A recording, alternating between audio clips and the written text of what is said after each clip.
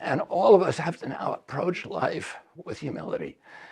And that means extending compassion and kindness to people around us, and particularly those people who don't agree with us. Everybody who talks to us, every encounter that we have, is God talking to us, teaching us a lesson.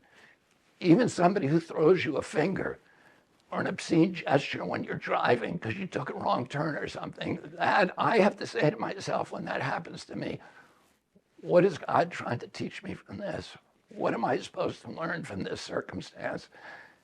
We have to address all of each other that way. We have to all understand that we're God's children, and that each one of us is a vector through which God is communicating to all others. And that all the relationships you have in your life, the people who love you, but even the people who don't like you and the people you don't like, that they're all messengers from God. And when we understand this, we see that the giant divisions that are now polarizing in our country and humanity, that they're ultimately the product of that self-will.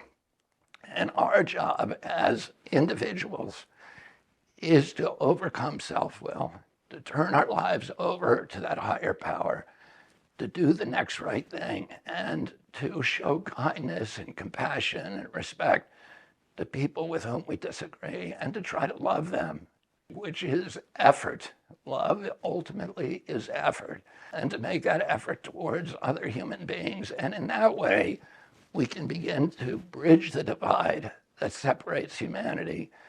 And when we do that, the amount that we can accomplish will be almost indescribable. Abraham Lincoln, whose statue we can see on the National Mall, he was a wood splitter. He worked in the woods and he made rails, and he was known as the rail cutter. He was a very big man. He was 6'5" or 6'6", and he was tremendously strong. He could beat anybody in his state in wrestling and in feats of physical strength. But he was very famous for being able to cut down trees fast. He was asked one time that if he had to cut down a very, very big oak tree, what his strategy would be, and he had 5 hours to do it. He said, I'd spend 4 hours sharpening the axe. That is a metaphor for life.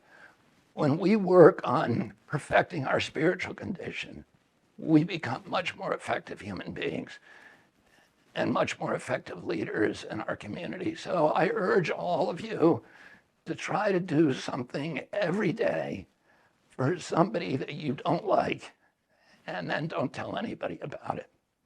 God bless you, and thank you.